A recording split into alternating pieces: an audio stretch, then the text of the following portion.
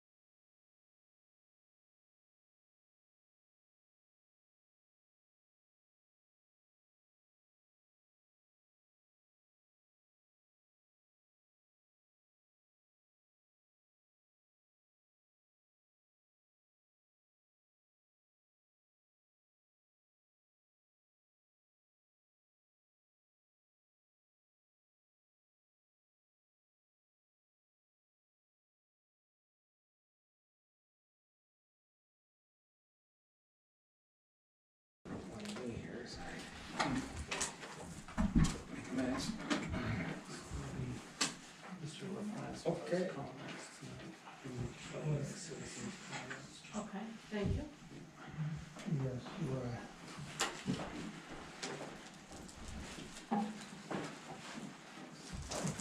That clock is still a few minutes behind schedule. I think that Doug sets that clock so that he's on time. It's supposed to be atomic too, so much for that. Yeah.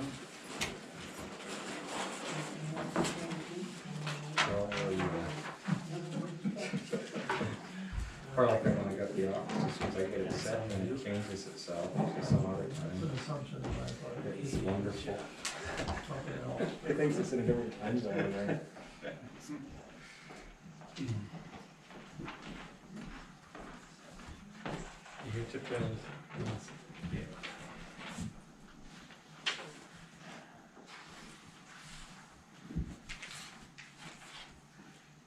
Now, that clock is a couple of minutes slow. We're just waiting maybe for one more person to join us, but we do have a quorum, so we'll start soon.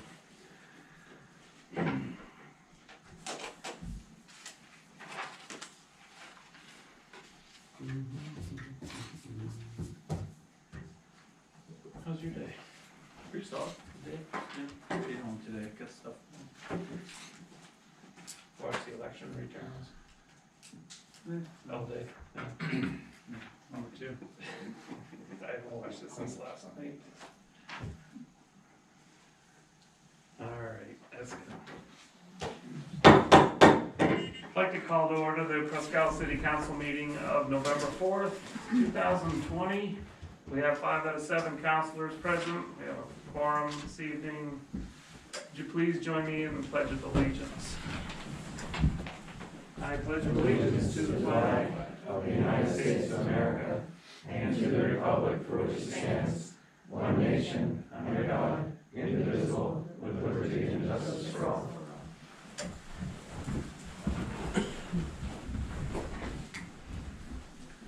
I welcome everybody this evening, staff and public.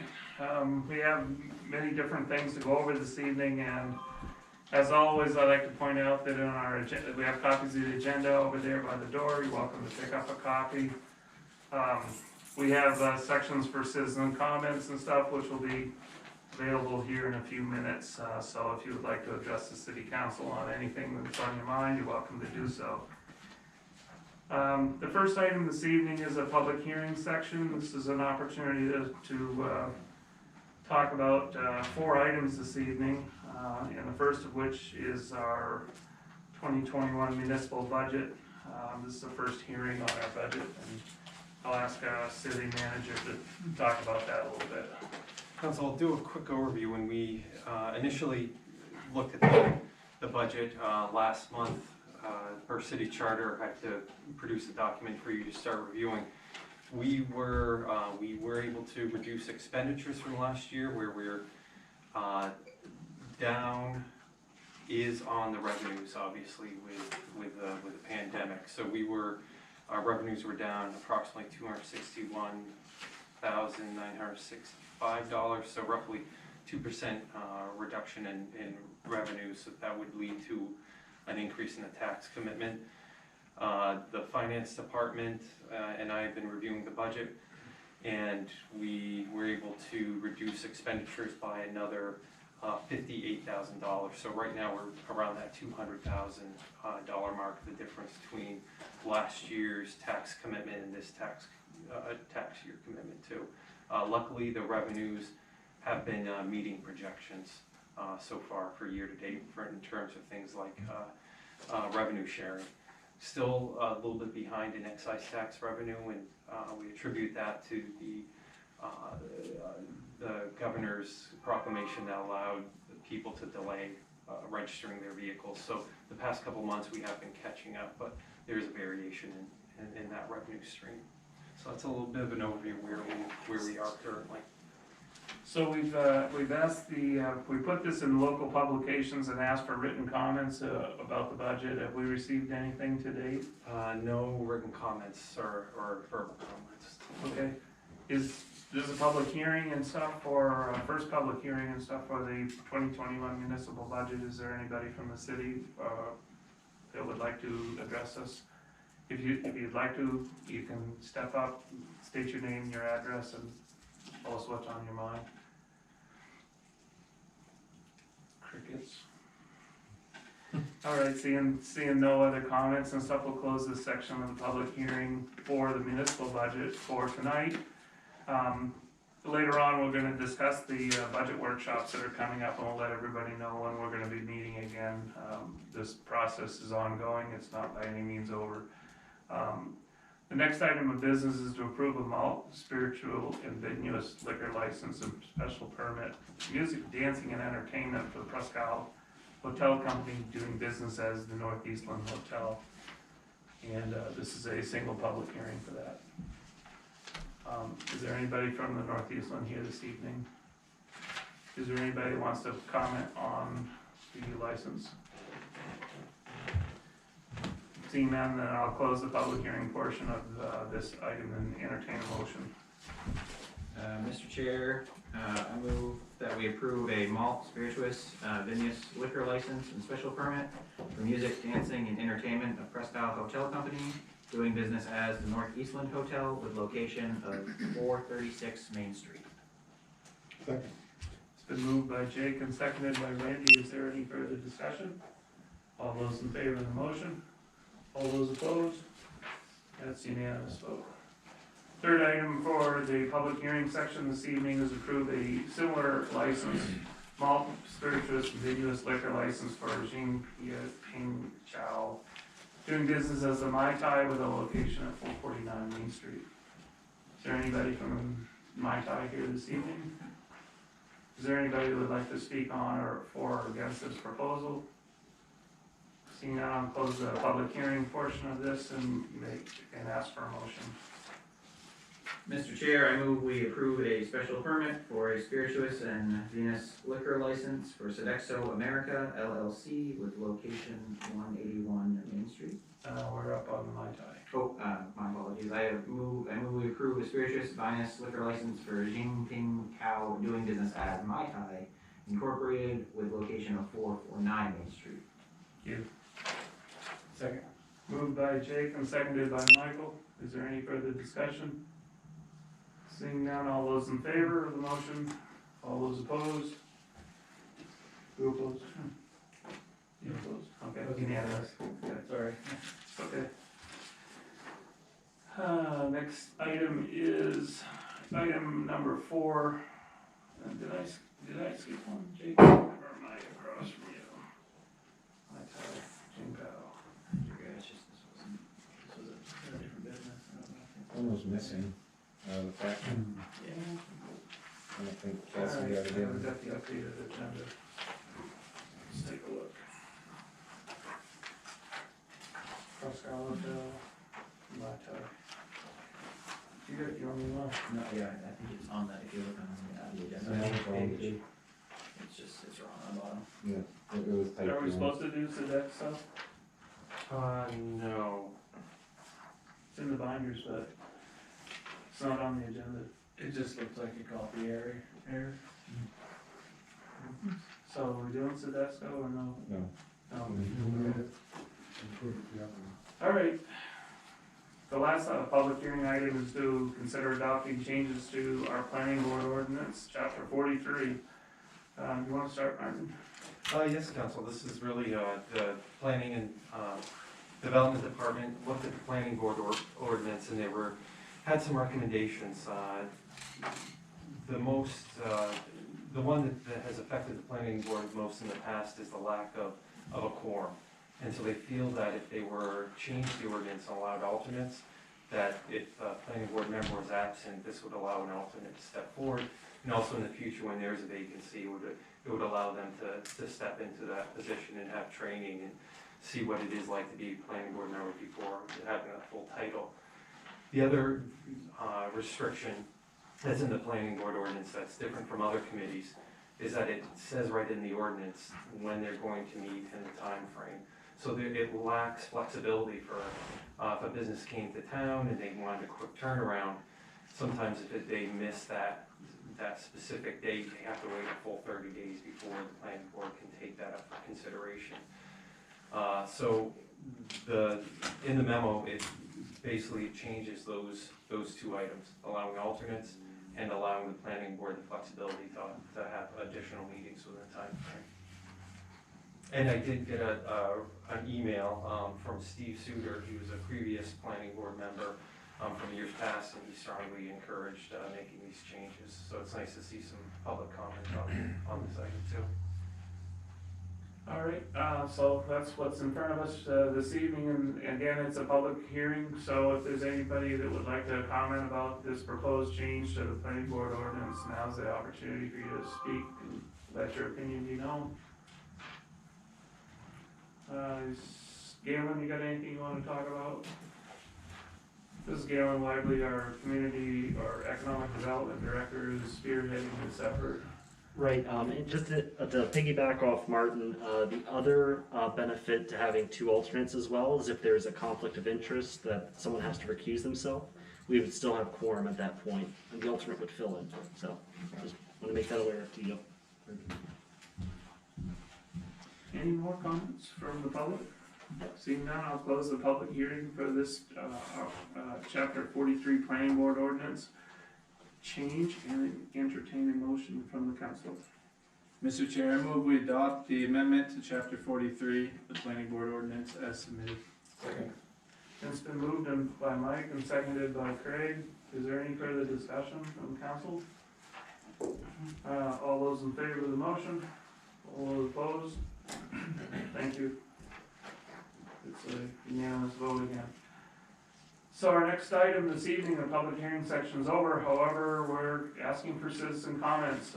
So this is an opportunity to talk about just about anything that's on your mind this evening. And before we do ask for comments and stuff, I'd like to have the opportunity to ask Northern Light Health CEO Greg Francois to talk to us this evening. I invited him here in light of the COVID situation. It seems to be increasing in the county and as well as statewide. And I thought it's been a few months since Greg was nice enough to join us, and he was very informative last time, and I'm sure things are a little bit different now. So Greg, thank you so much for the opportunity to listen to you this evening. Thank you. The floor is yours, sir. Great. So I am Greg LaFrancois. I run the Argoul Hospital. Maine is headed into a second wave of COVID-19 infections. This is coupled with the flu season. So we've got a number of really difficult months ahead of us, both at our hospital, but also throughout the county. I do believe that the county will not be spared in round two like we were in round one. It's not going to be like round one.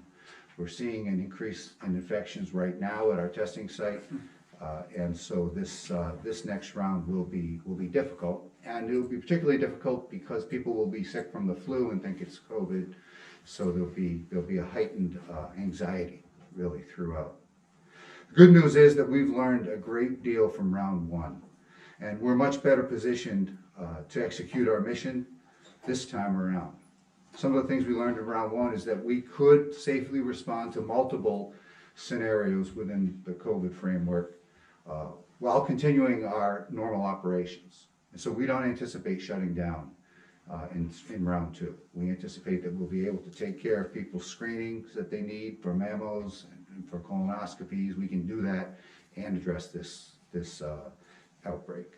That the county hospitals are stronger when they work together. We did that. The four hospitals came together. We are going to do it again. We've been doing it really right along, but of course, when things start to really ramp up, we're going to get a lot closer.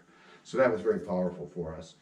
Of course, we knew that we needed to bulk up on PPE, and we did that. We've been doing it since March, so we're ready to protect our staff while they're in our facility. So we're prepared for round two. The better news is about the pending outbreak is that we get to choose the stick that we beat ourselves with on this one. We have absolute control over how far this gets spread in the county and how difficult this next number of months is going to be. We at the hospital are planning for the worst. So we've built our scenarios around the worst case, but we remain hopeful that community leaders will lead us in a safer direction. And that's, you know, municipal, that's business leaders, that's across the board. We really have to demonstrate to the community what safety looks like, because that's the only way we're gonna be able to shape this thing. Let's see here. So these are some things you can expect to see in the next round. We're going to return to our previous limitations that we had on visitation, and they were very strict, as you recall, both at the nursing home and in our inpatient unit. With the nursing home, we'll be directed most by the state, and we'll follow all the state guidelines on what visitation will be. But like right now, we're currently doing inpatient visitation in the nursing home. It's working very well, but unlikely we'll be able to continue that if the spread gets to a certain level. We'll continue to require mask wearing, social distancing, and all the safety precautions when individuals are in our facilities, any facility.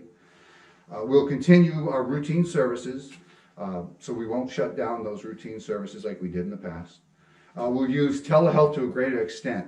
We're working awfully hard to get these Kindle Fires that we can send our staff to patients' homes, show them how to use it, and give them the equipment to do a telehealth visit. So we're working with Amazon to get access to these at a very reduced rate.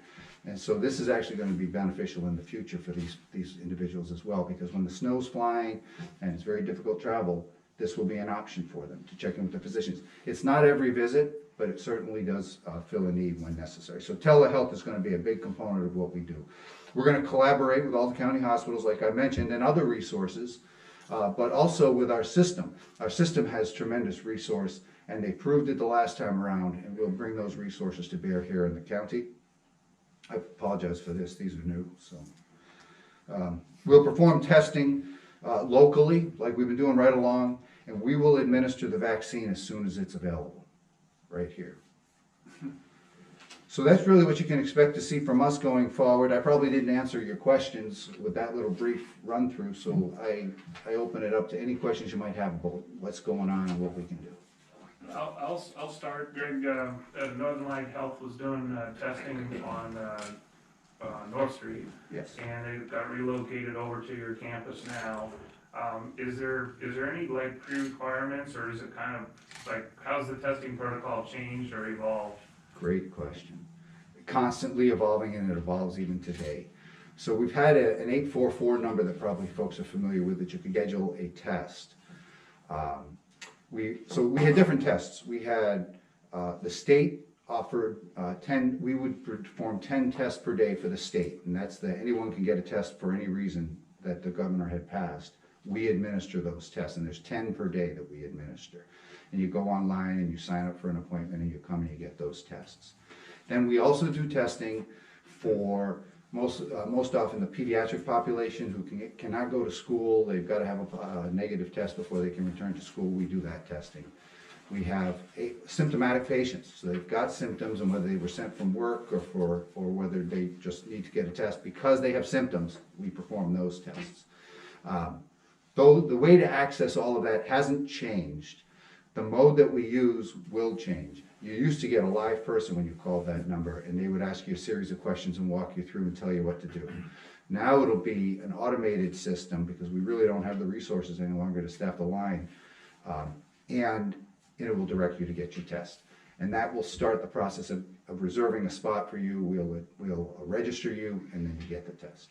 I will tell you that we were doing, the high water mark used to be in the 15 to 20 range a day, and now we're over 100 a day. So the testing is really ramped up. It's the same swab style test, right? Yes, it Nothing's is. changed. So your equipment and the antigen, all the equipment, the swabs have gone from a 20-day deal to 100. So you've got enough equipment to We've got the supplies to do the testing we do. Yeah. So there's a lot of moving parts now. The state lab has actually, they won't take our tests any longer because they're swamped. So we do use ALI, which is a Northern Light Health lab. So that's not going to disrupt our services too much, although they're starting to get a lot more volume. some of us have point of care, so we've got equipment in the hospital, we can do the test in the house and we can analyze it ourselves. Cary can do that, Northern Maine Medical Center can do it as well. But that type of test is very limited, and we're saving it for those folks who hit our emergency department, need to go to OR right away. We'll do the on-site testing for those individuals. We've got, again, limited supplies. But we do not anticipate a shortage of testing supplies throughout, certainly for the Presque site. We're in good shape. What about visitors that jump off the airplane and they've got to prove some sort of negativity and stuff? So what's the pathway to them, or is there another avenue for them? Well, again, they can get a state test, so there's an 844 number that we utilize. So they would come to you, use the 844, and if they're inside that 10-person window, they get a test. Right, it could be 10 people today, tomorrow, the next day, so we could sign them up for a test. And they can also reserve those in advance. They could call from Michigan and get a test lined up for when they arrive. All right, you guys got some more questions? Anything you want to address them? Answered every one of mine. Yeah. Those are the top of mind ones, you know, when I asked them to come on in, these are the types of things that, you know, visitors, they come into the area are top of mind to me, our tourism industry, you know, inside the state's not that big a deal, but as states drop off our list, New York and New Jersey or Connecticut is already being asked to quarantine, so. Massachusetts is right on the bubble, and that's gonna be a huge impact. That's a big deal. Yep. In the winter season, that's as much as 30% of our total outside visitors, so. They can get all kinds of tests all the way up and down the state and stuff before they reach up here. That's true. You know, but if they land up here off the airplane, it looks like you guys are the closest guys, so. We're it up here in the county. So, They're Greg, the ones doing that. Any appeals to the population up here that still are struggling with the reality of this? Like, a lot of us haven't been personally touched. Yeah. So any words you can just say? Everything I could say, you have heard a million times. Yeah. There's nothing to it but to do it, right? You gotta just do it and do everything we're told to do because it works. You know, we had a positive employee at the nursing home and it went no further. That was it. It died with that one person. It did not go further because we did everything we need to do. This virus can't survive if we follow the very basic guidelines. And we get to have an economy if we just do these little things. We get to open stuff up. We get to move forward. And that is for me the most frustrating thing, is to see us hurt ourselves and not be able to expand and open. I can give you a plea for the hospital. We find a lot of folks who get past the screening and everything and they won't be honest and they won't tell us if in fact they've had an exposure. And then they go through all of our facility, they sit down with the physician and the first thing they say is, oh, shortness of breath, things don't taste the same, I can't smell. That would have been helpful information at the front door, because now we've got a whole waiting room full of folks and a physician that potentially have been exposed. We're fortunate that we don't have a lot of it up here, but that will be a major issue for us. If we lose one healthcare provider, the best case is that we lose them for 14 days. The worst case is they get COVID and they'll be out even longer. This is a real concern of ours. You've got to be honest, you've got to be open, and in our building, you've got to wear the PPE. We got too many vulnerable people in the building. And we're having issues in the emergency department where folks will come in, take off all their stuff. And I've got providers going in and out of the room, and they need to be protected. Those providers have got to be protected. So we take it very serious at the front door, and we don't mess around. And our staff, I will tell you, are saints. They're the ones at those front doors, because they're dealing with a lot of frustration, which I understand. But, you know, I would hope that people would have patience with them, because they're just trying to keep us all safe. That would be probably my plea. But, you know, so masking, hand washing, social distancing, you know, be careful about big groups, of course. You know all of these things, but we have got to do it. It'll give us so much more.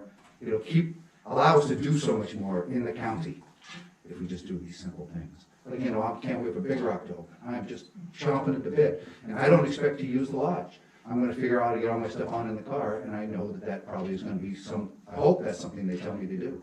Yeah. And see, that I get to ski because I'll do those basic things. This translates across our whole community. Leaders got to lead. Leaders gotta lead, you know, my whole background is in the military. The leader is not the coolest guy in the unit, because that guy's doing everything he's supposed to do. He's got all the equipment he's supposed to have, as much as nobody wants to carry it. He's following the rules that you're supposed to follow, because you gotta demonstrate to the people you lead that this is how we do it, because it saves lives. Because it saves lives, that's why leaders gotta lead. So I think we're probably looking at a steep 8 to 10 weeks, and then we go from there. You know, based on what the curves were last time, it was, if you look at those graphs, it's about a 10-week deal. It's subsided somewhat. You mentioned earlier about maybe a possible vaccine of some kind, and that's certainly a long ways to be rolled out. Are you hearing anything different than what the public knows? All I know is what you know on the vaccines. I can tell you there's a lot of, you would expect a lot of companies moving pretty fast trying to come up with something. That will be significant for us. In terms of moving towards a herd immunity, or moving towards a situation where there's more global protection, that'll be it. I don't know, I think we could, well, I don't have any insight, to be honest. But we're ready for it, I will tell you. Our hospital has the right kind of freezers. We've got all the monitoring equipment. When that's available, we can take it. Are you doing flu shots now? Yes, well, we just finished, but you can get them through your primary care provider. We had, I think, 5 or 6 adult clinics throughout the mid-county. First year I missed it. Yeah, it was pretty well attended. We did drive-throughs for the most part. Any other questions? Well, I'll tell you, I appreciate you inviting me to talk about this. You know, I think this is a team effort. It really is. This isn't something the hospital's going to solve. But you can rest assured, we will not fail. The hospital will not fail. We are ready for this. My staff is ready for this. They're tired, but they understand it's time to step up for the game. Well, thanks again for coming in this evening, and you know, in a couple of months, I'm sure we can do this again. Absolutely.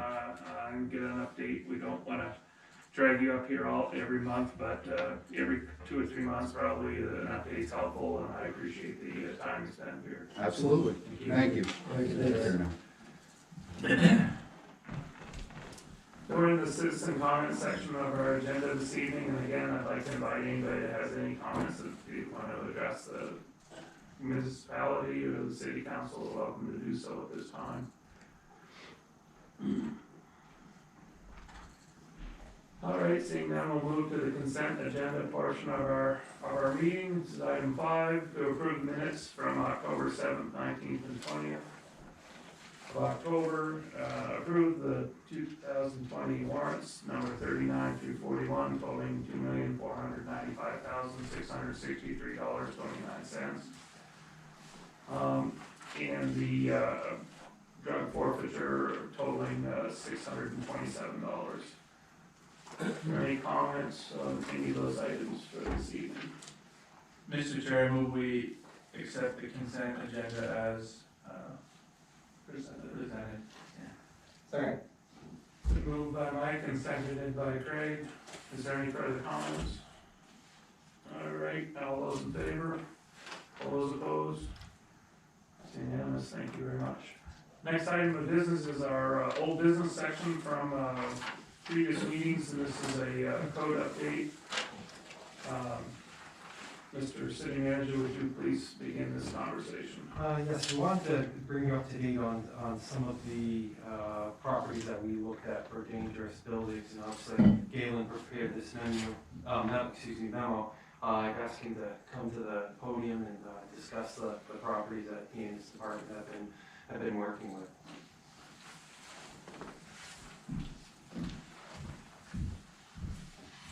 Good evening, gentlemen.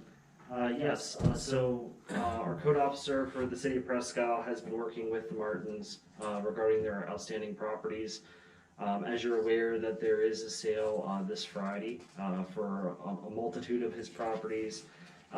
We have articulated to the auctioneer that some of those have been condemned by the city, and that there are major code violation issues with these properties. And they are aware of it. They have a packet of really thick information. So that would be 27 Braden, 23 Turner, 71 Dyer, 13 Judd, and 17 Water are currently up for auction. Our code officer has been in communication with the Martins. Our code officer has seen some of the plans and remedies being proposed by the Martins and finds them unsatisfactory at this point in time. What else? 14 Park Street, he did drop off the plan to replace the roof and do some renovations. At this time, these repairs have to wait until 2021. Again, the council's made it clear that we wanted this rectified as soon as possible.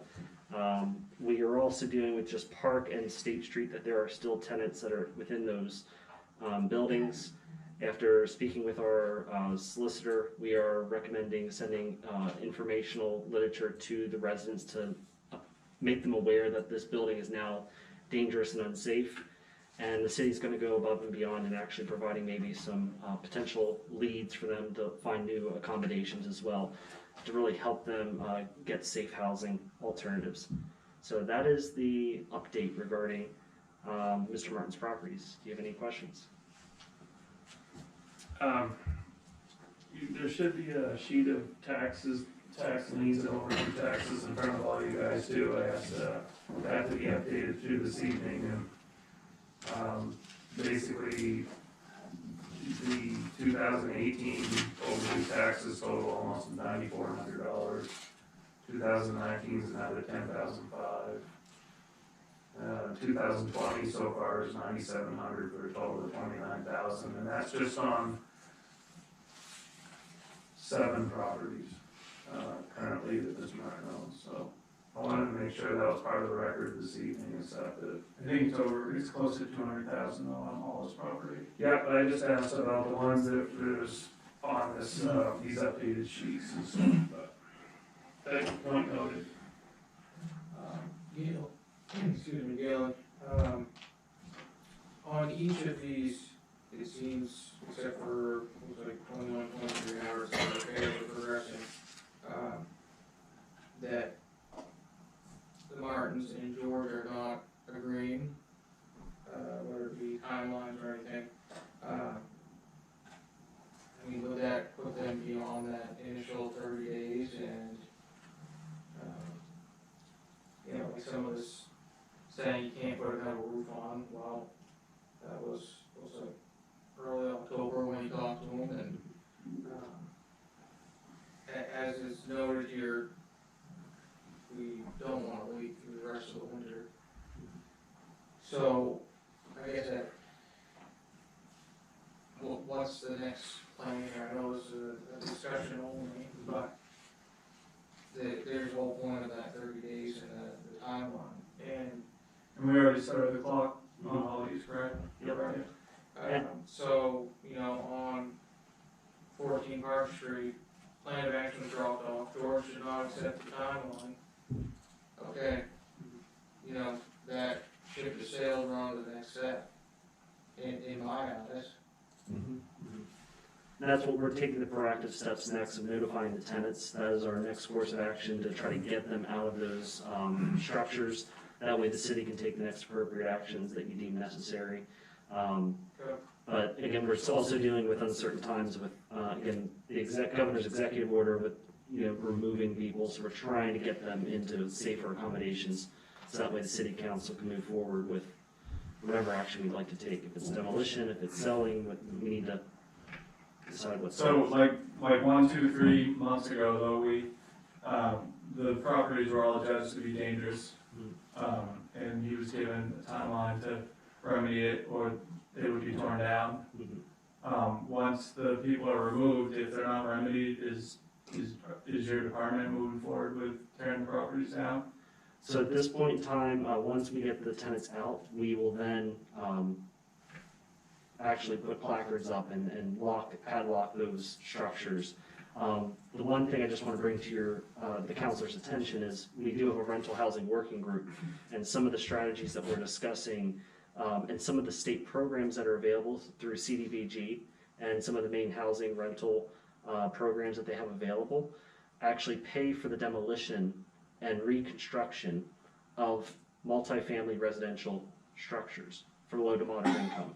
And I think that's maybe a path that we're then safeguarding the taxpayers in not exhausting our funds and just demoing the building and leaving the property.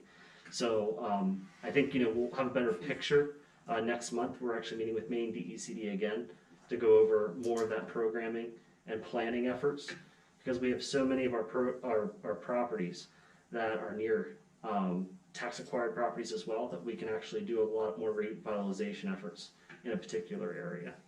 So instead of just going ahead and spending a couple $1,000s of taxpayer money, we'd like to try to be more proactive and make sure that, you know, we're being good stewards. So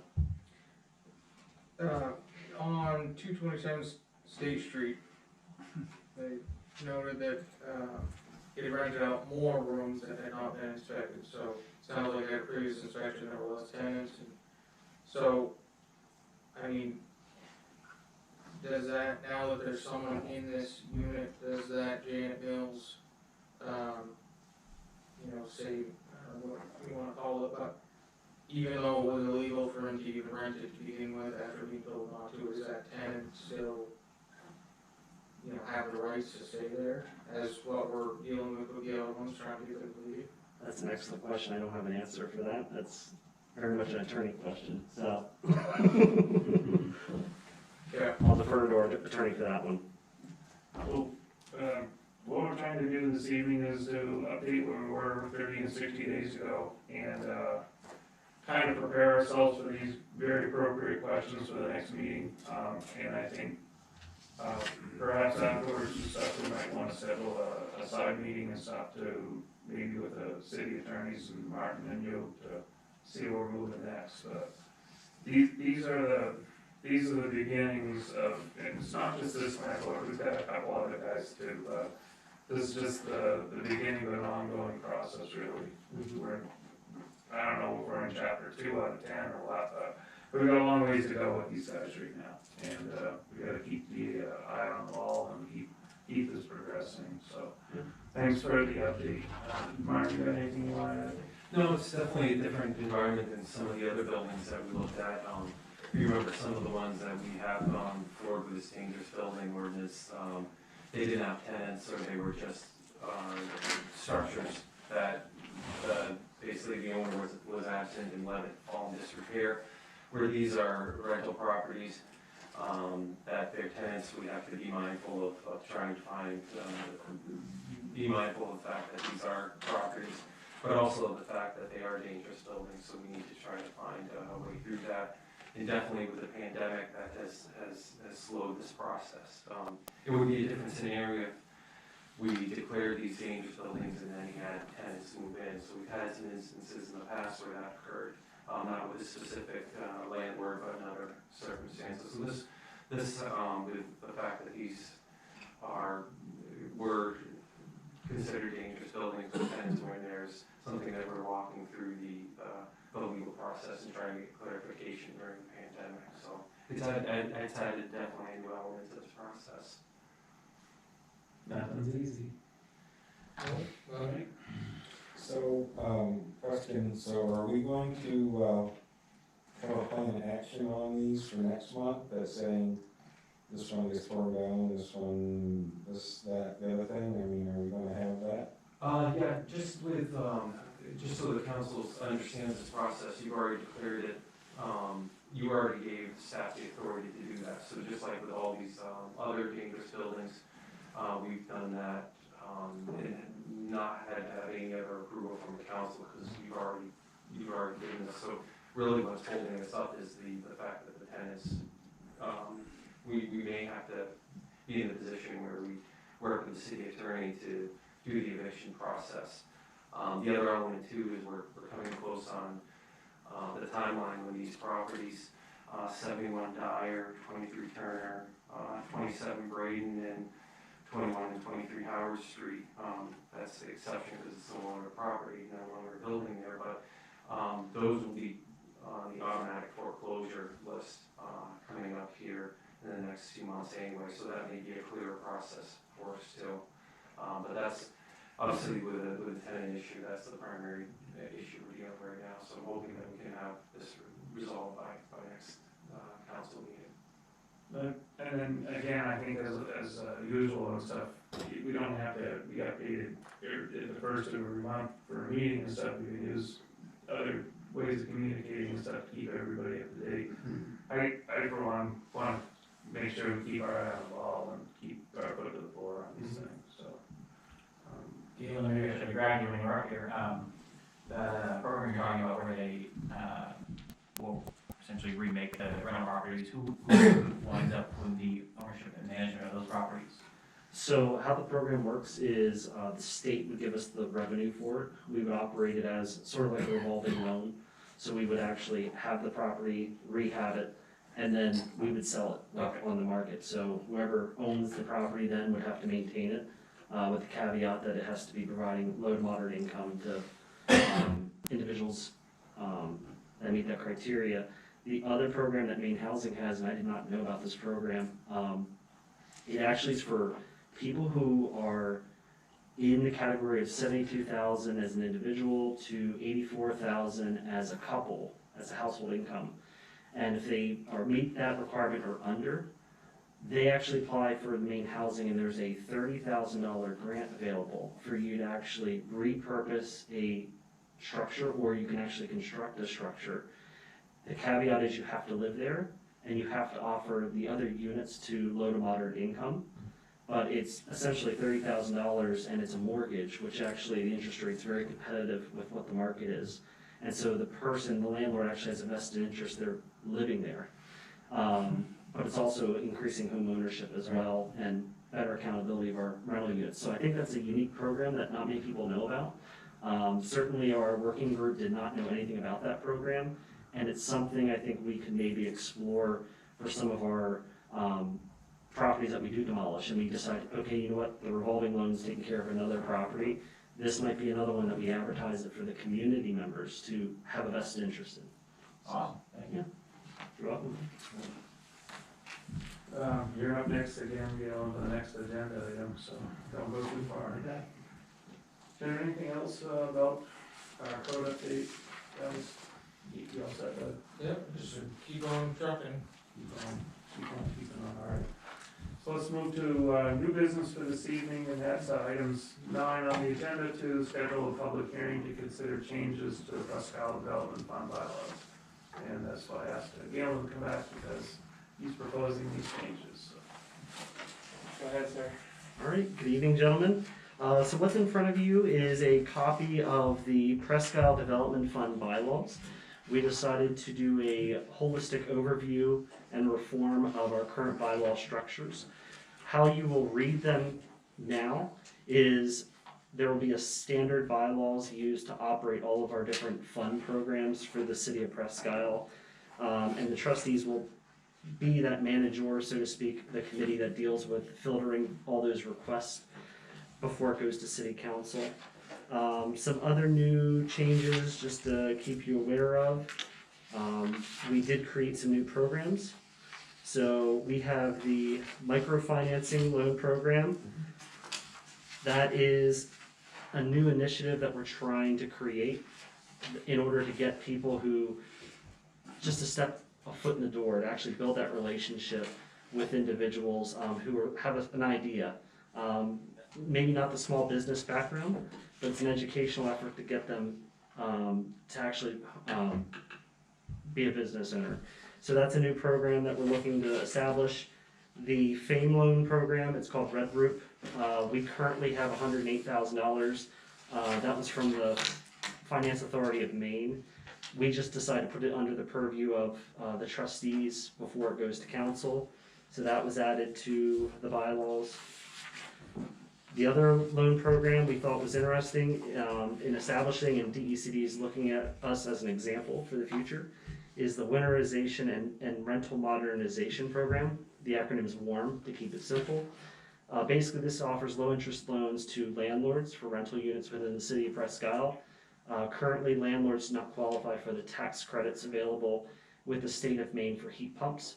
And so this is an alternative program that the PIDF is looking to offer residents and businesses in Presque Isle to expand our energy efficiency within the state of Maine.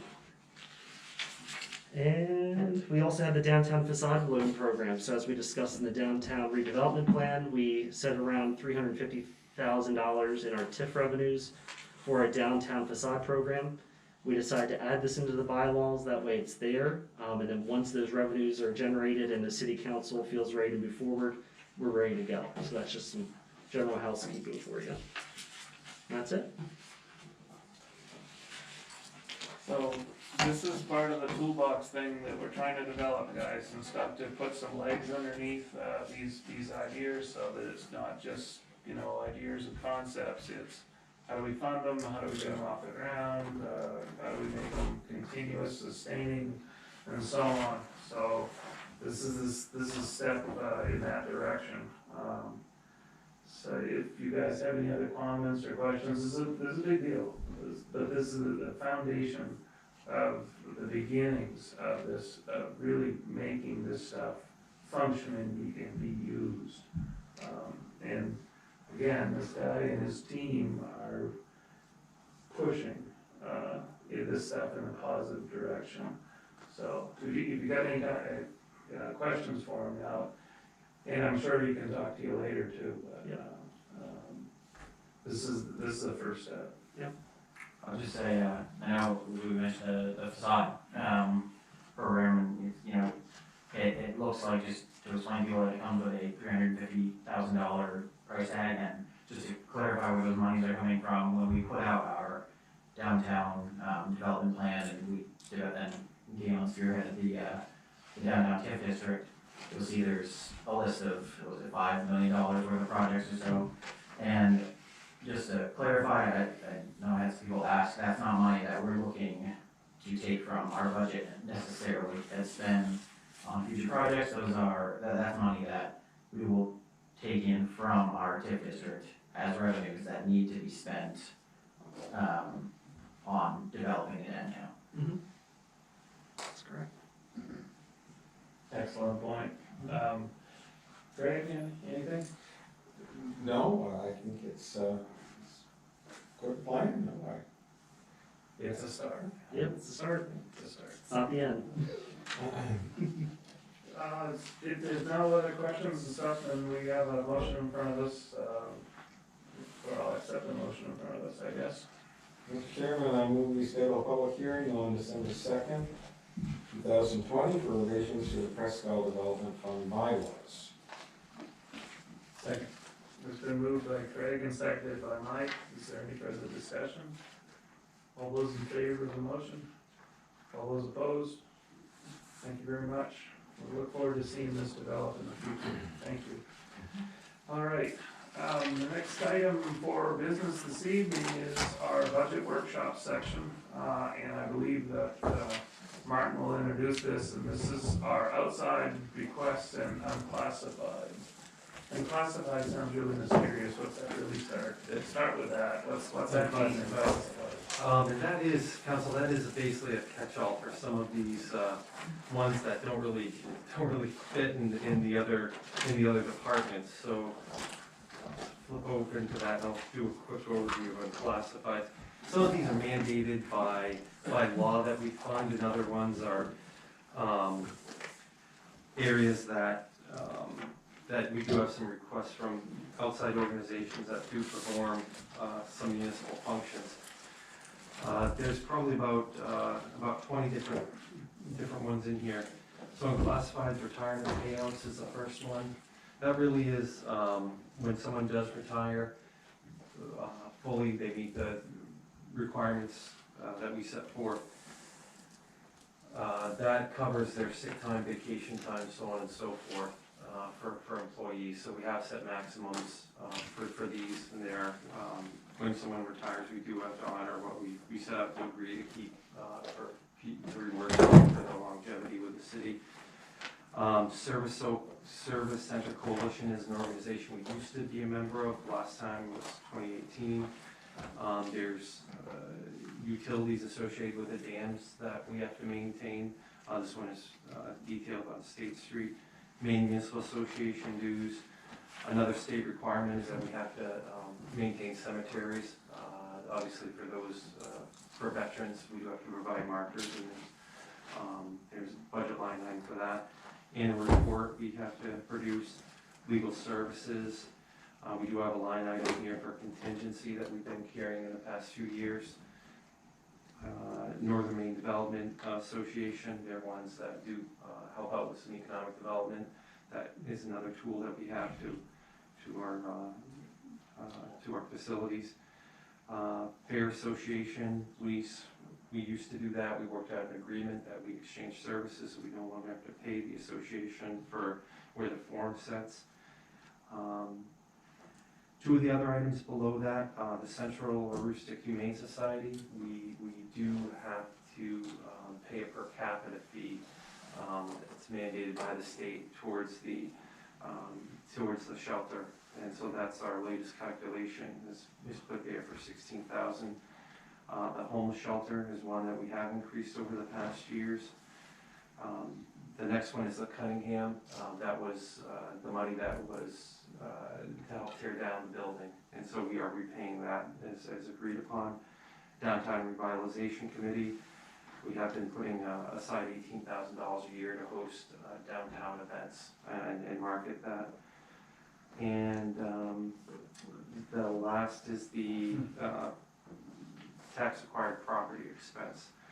So that's a quick overview, but it equates to basically around just under $270,000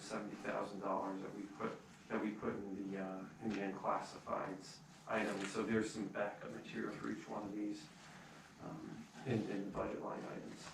Is there anybody from any of these groups for unclassifieds here this evening? So they want to talk about like the shelter or the Humane Society?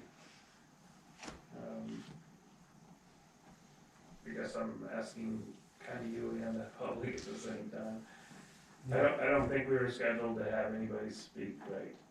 For outside requests, I think we have 3 agencies here that. But not for unclassified. Correct. Okay. All right, well, why don't we go, this is all part of our budget workshops and stuff, so we've spoken about this section, and we can talk about questions and stuff, I guess, during our workshop tomorrow. So, in the interest of the people that are here and stuff, let's move over towards the outside requests section. So Council, we have about a dozen agencies that do request funding from the municipality. So I don't know if we go right down the line, but I noticed Denise Sirois here to represent the Chamber of Commerce. And in the past, we have designated $20,000 for the Chamber for economic development and support the local economy. So you're the first one up, I guess, Denise, so come on over and welcome. Thank you. Again, my name is Lenny Searway. I'm the Executive Director of the Central Aroostook Chamber of Commerce, and it's an honor to be here. It's an honor to be here because there's nothing more exciting to me than to talk about the Chamber. Even after a year like 2020, which has been a year unlike any other in my lifetime, it was an interesting navigation. It was interesting to navigate it. Because in the beginning of 2020, we were planning a banner year. It's our 75th anniversary. We revealed a brand new logo. We released it at our annual dinner. We were excited about that. We had a new communication strategic plan that we were getting ready to implement. We hired a new events coordinator for 20 hours a week so that she could help with the event planning so I could spend more time with our businesses. We had added an event, the administrative conference and administrative professionals conference.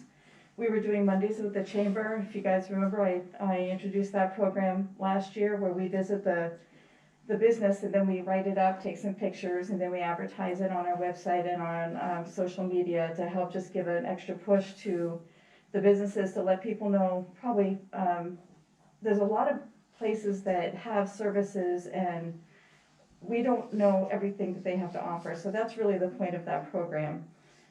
We had such an aggressive year planned that we were going to bring in 3 interns from the Vista AmeriCorps, and we were even going to bring in some Upward Bound kids to mentor and teach them what chambers do so that that can be like a career path that they could take. The Quebec Caravan was going very well. We had 38 participants and 11 vehicles in our caravan to go to Quebec. The Administrative Professionals Conference, our speakers were committed. The quote for the venue was in hands. We had our sponsorship money, and the brochures were completed. And we had just come on the other side of two of my busiest eggs and issues on cybersecurity and internship programs. And the plans for the Crown of Maine Balloon Fest and the Roo Fest were in full swing. And then COVID-19 hit. So my events coordinator had to be laid off after she'd only been working for us for 6 weeks. My executive assistant was furloughed for 3 months. And I worked from home, and I would just come into the office, check the mail, pay the bills, make sure the heat stayed down, the lights were off. We canceled all non-essential services so that we could keep our doors open. We conserved in every way. Because we didn't know, we didn't know if we were gonna have any events this year. So of course I had to spend some time crunching some numbers and taking a look at what that was gonna look like by the end of the year. So my work changed because I instantly had to begin to help the businesses. They had to navigate the EIDL loans. They had to navigate the PPP program. And I helped interpret state guidelines as they began to open up again. The Chambers of Commerce weren't eligible for any of those programs because we're a 501c6, not a 501c3, so we weren't eligible for any funding. We participated in the Maine State Chambers This Is Me Counting on You program, thanking citizens for following the safety protocols of face coverings, social distancing, to help to keep the businesses in operation. We offered a payment plan to our members too. When it came time for their renewal, if they couldn't afford to pay for it, we offered payment plans. I'd much rather do that than to lose them. So even though we were working with them and doing the best that we could, to date we lost almost 40 members this year due to financial difficulties or closures. The Maine Association Chamber of Commerce Executives, which I'm a member of that board, we held Zoom meetings twice a week. We had guests like Laura Fortman from the MDOL, Heather Johnson from the Economic and Community Development for the state, Senator King, Senator Collins, the Restaurant Association, Retail Association, Maine Tourism and such, to get as much information as we could. And we would send that out to the business owners via constant contact, just so they can always have the most up-to-date information. Because as you know, as we were navigating COVID, everything changed in a day. You could run a survey, send the survey result out, and it was already old news. Things were just changing that quickly. So by July, I did bring my executive assistant back.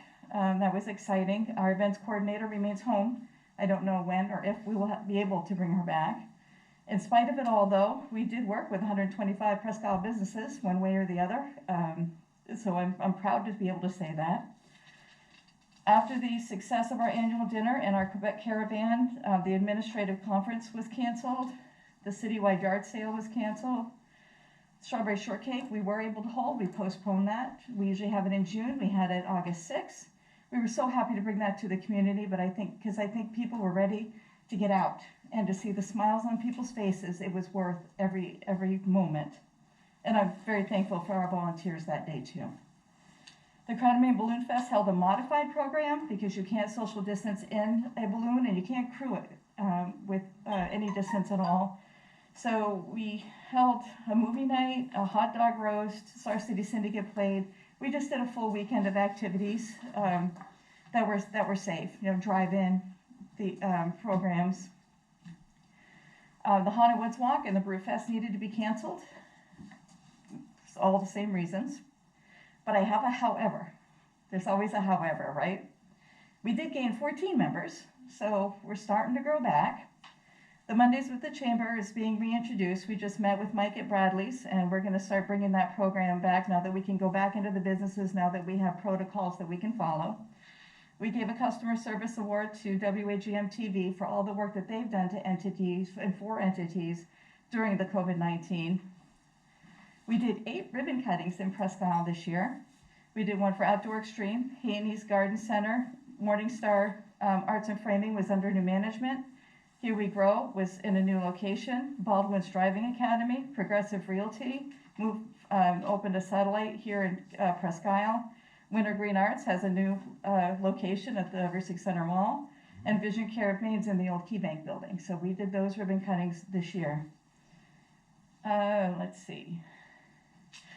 Another piece of information you might find very interesting is we're getting 3 to 5 phone calls every week for relocation packets for people who want to move to Aroostook County.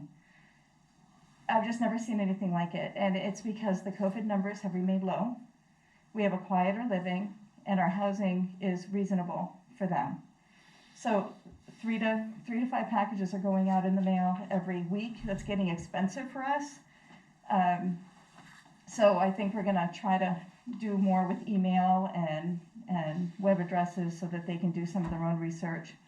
But I think that's amazing that people are coming up here. We did write a letter of support for the solar system project. They did win that grant, which is very exciting because the planets need to be updated.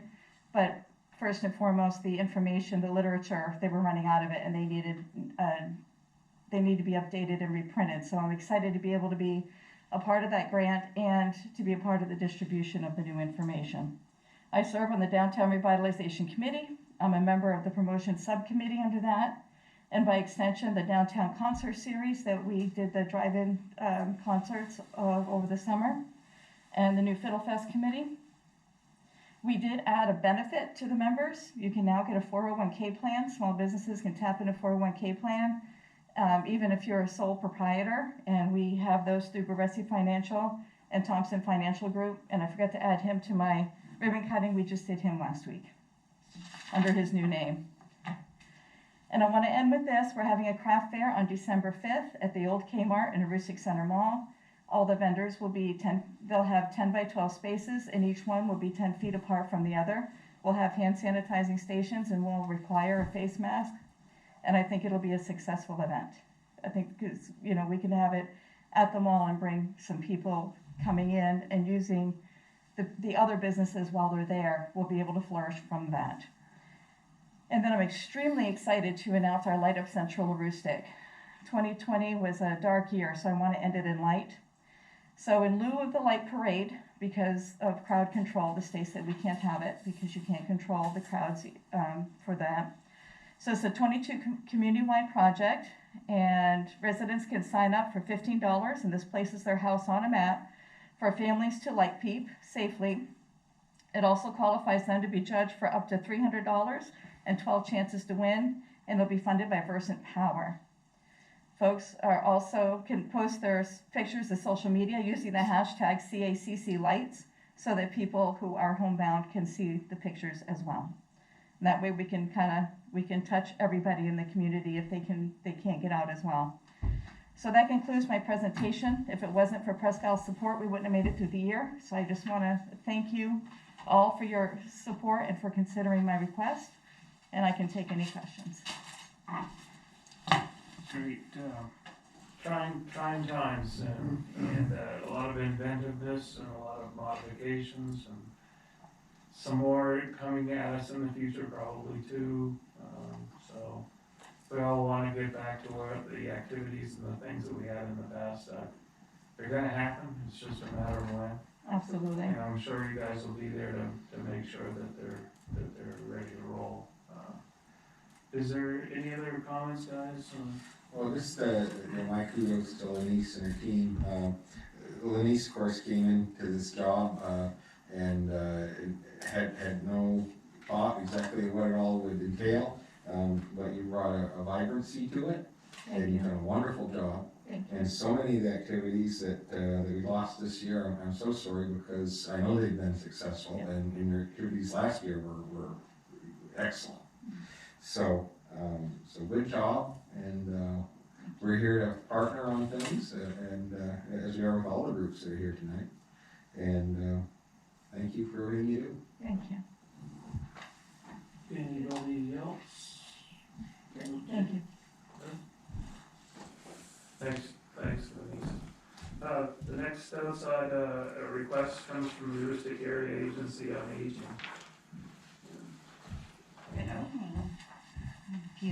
I don't know what's in your book, but I brought some extras. Good evening. Hi, I'm Joy Barossi-Saucier. I'm the Executive Director of the Aroostook Agency on Aging. It's a pleasure to be with you tonight and share a little bit about what's been happening at the agency. We do, just because I know some of you and some of you I don't, but it's nice to meet all of you. Just a little bit about the Agency on Aging. We are a nonprofit agency. We have an all-volunteer board. All our board members are over 55. And it's a wonderful board where we have all of our seats filled with 19 people on our board from all over Aroostook County. No two people are from any one town. So we have very good representation from all the way from New Canada to Benedicta. We actually have a board member from Benedicta. So our mission is to help, basically in the simplest form, I tell people, our mission is to help older people and those with disabilities continue to live independently in their home community, wherever that should be in Aroostook County, and whatever their home environment should look like. Our goal is to help people stay living in their home communities. We have over 20 programs and services, and so in the brochure that I gave you, they're listed there.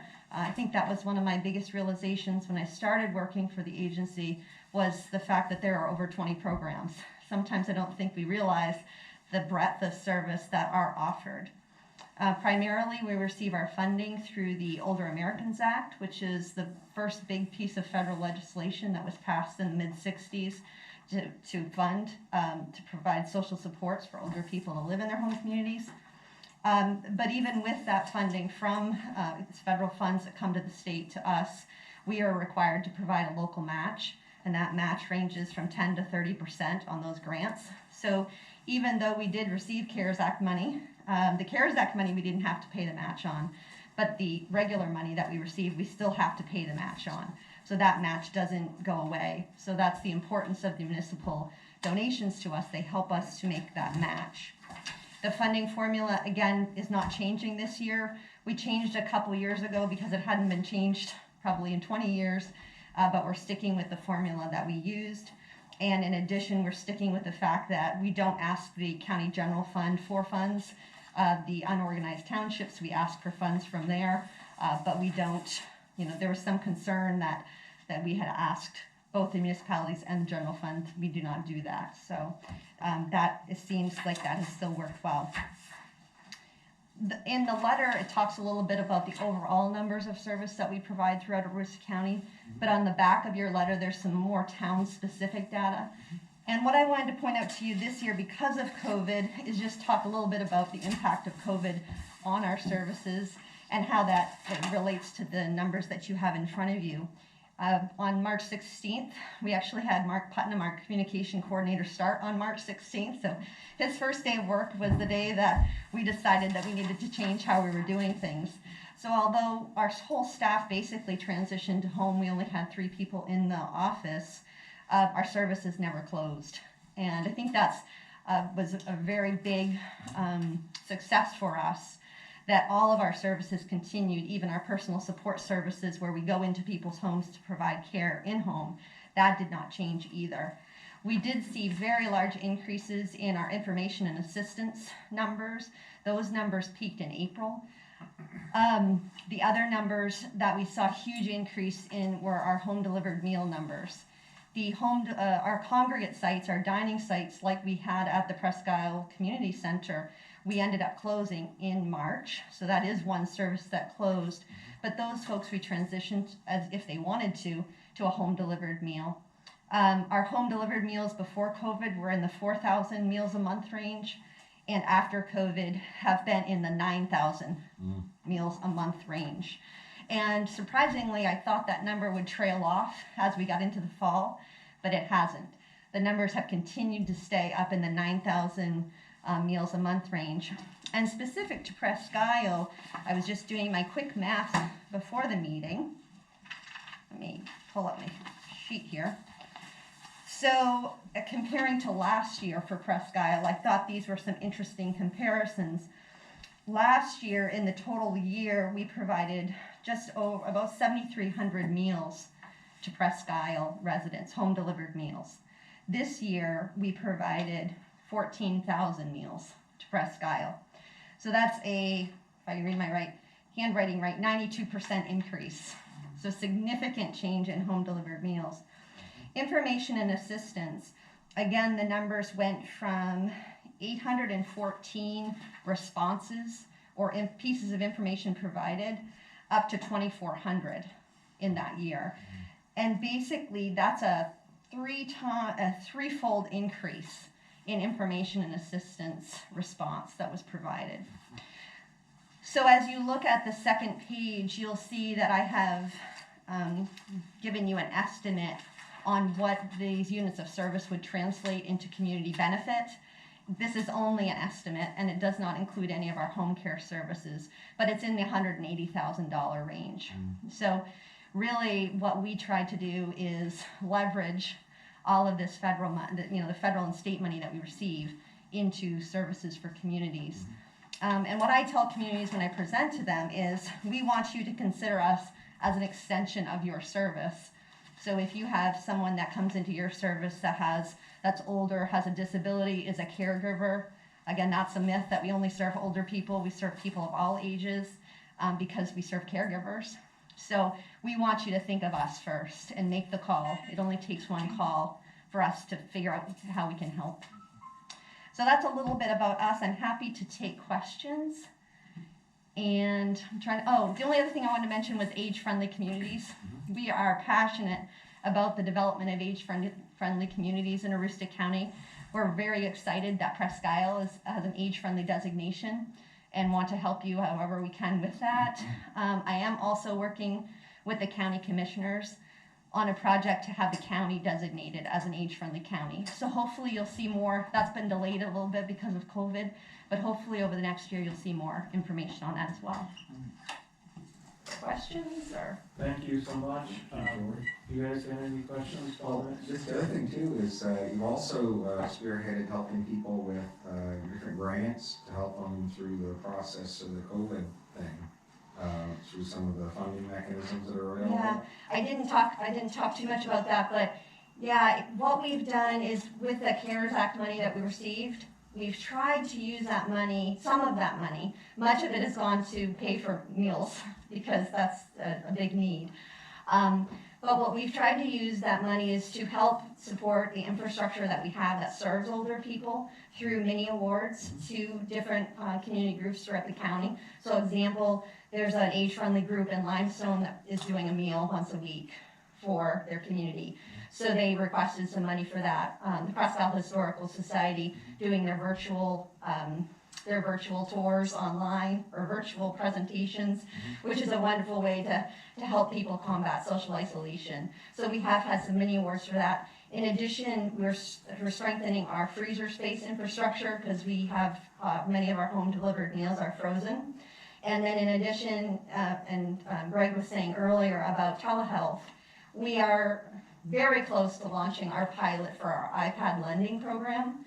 So we have a small amount of iPads to get us started, but we are targeting at caregivers, specifically caregivers in need in our adult day program. Also, if people want to attend a virtual class, wellness class, and for those at highest risk for readmission to hospitals. So there'll be more information shortly coming out about that program too, which is new. No, it's amazing, and of course, been involved with the program for many years with different facets of it, and it's incredible the lives you touch and the different things that you're able to help with, and so thank you. You're welcome. I should just close by mentioning too that we're just in the process of finalizing our area plan on aging, which is a requirement of the Older Americans Act and must be redone every 4 years, and that's in coordination with the state. There was a big study conducted by the Muskie School, which we have publicly available. Our plan will be publicly available. We've had public hearings on it, but that's a tool that your city can use too as you do your comprehensive planning or you're looking for grant funds. Please find us and we'll share that information and work collaboratively with you on any projects like that too. Great, thank you very much. Any other questions, comments before we release this evening? All right. Thank you. Thank you. Have a great night. Great presentation, thank you. I think the next group that's here is Wintering Arts and stuff, so Dottie?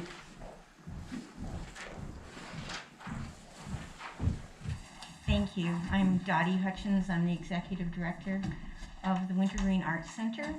We're a 501c3 nonprofit. We were founded in 2006. I'm here with our treasurer, Sue Nickerson, who has been our treasurer since 2006. The backbone of Wintergreen is volunteers. Sue is a good example. She does something every day for us.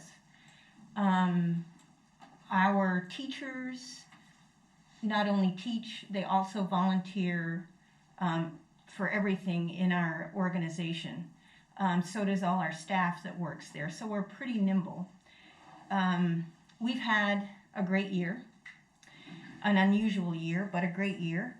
We started out normal like everybody else until March. And when we got the message in March that schools closed, well, that obviously impacted everything that we do. We do an after-school program. We do a preschool.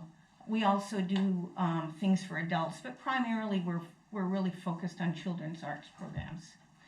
So it took us a week, and we geared up and we went online because we had students and parents that needed to stay connected, and we just felt very passionate that although we didn't have income from that anymore, that we did, we called them webisodes every day to keep kids engaged, because all these parents were all of a sudden homeschooling experts. So we did hopefully help them get through the day and provided a service. By the time summer rolled around, we were able to safely hold our summer programs. We did our regular arts camps at Wintergreen. We also, 4 years ago, this wonderful teacher, one of our teachers, created a program called Art for Heart. We partner with the Presque Housing Authority, and it's located there. We were going to locate a second one at the community center, but because of COVID, it was impossible. So we lucked out, and there was a facility with a garage at the housing authority, so we had all this outdoor space, so it didn't impact that program at all.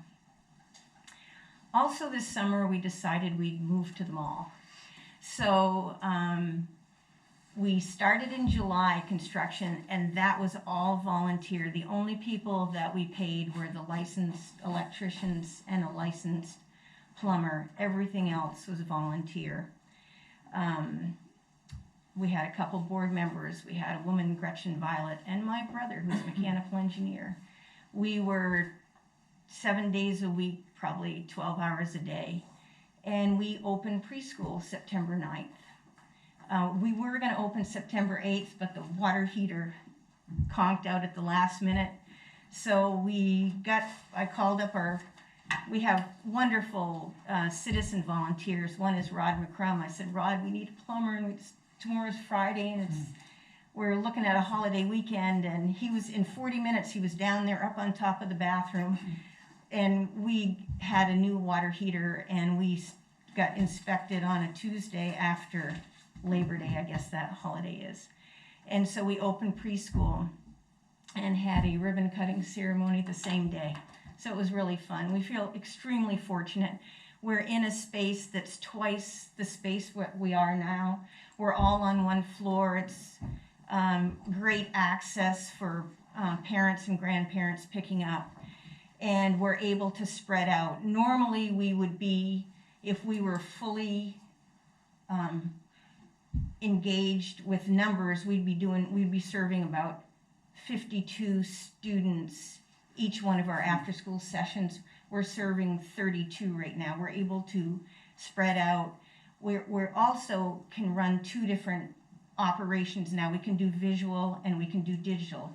2 years ago, we got a substantial grant, a $25,000 grant from MMG Insurance that put us into the digital arts business. But we had nowhere to do it. You can't do visual and digital in the same room. We now have a digital arts room sponsored by MMG Insurance, and so we have kids in there. And it's bringing kids to the Arts Center that never would have come. It's like when people find their people, and so that's really exciting. That's going on right now. We just started our second session for the year. Our first session was incredibly impacted by the fact that we had no busing due to COVID. So we worked out a situation with the Aristic Regional Transportation System, who is providing busing for us. And that put us back in the game because our goal is to service every child. There's never a child turned away because they can't afford it. We have scholarships. We have sponsors that step forward and provide those scholarships. But if you don't have transportation there, it really separates the haves and the haves not. The people that have parents that will do anything to get their child wherever the child wants to go, and then other children, because their parents are working, they can't leave or whatever.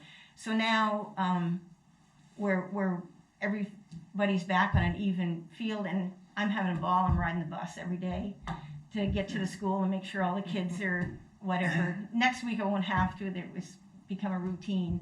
But that's a great partnership for us. It's very affordable. And we just got a grant from the Onion Foundation to cover that transportation. So we are fully engaged. We know that things may change, but we're going to change with them. We feel totally committed to our students that we have now, students in the past, their families. So whatever happens, we're going to roll with it, and we're going to keep programming going one way or the other. And we've had a relationship with the City of Presque, the Parks and Rec Department, since 2010. We take it extremely serious that we provide the arts education for the City of Presque, and we're not going to let you down. No matter what happens, there will be arts programming at Wintergreen Arts Center, however we have to do it. The digital arts component has brought an extremely gifted IT person to us. His name is Josh Archer.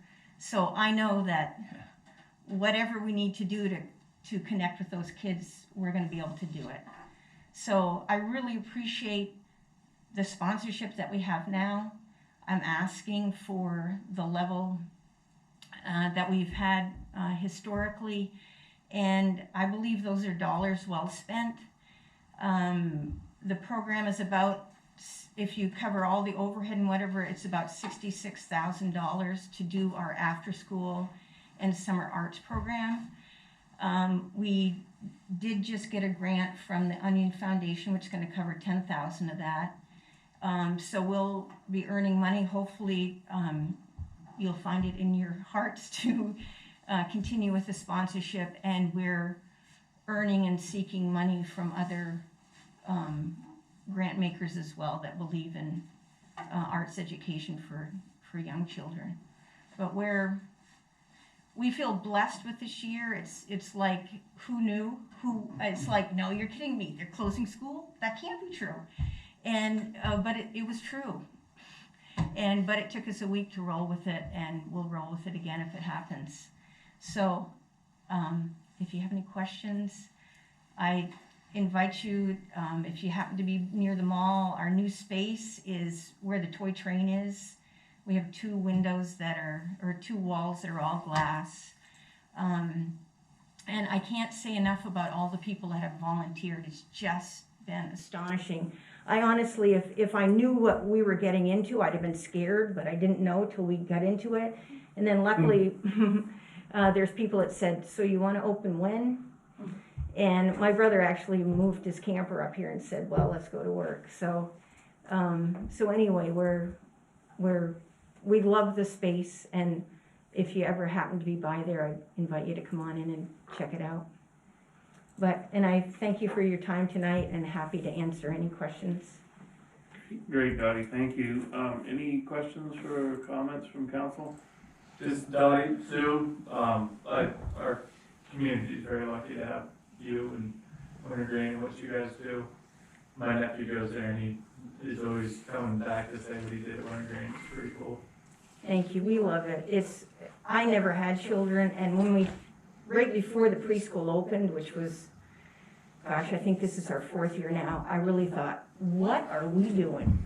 We're going to have 14, 3 and 4 year olds, but it's the best age in the world. It's just, it's absolute joy to walk in there in the morning, but it's great. Thank you, Mike.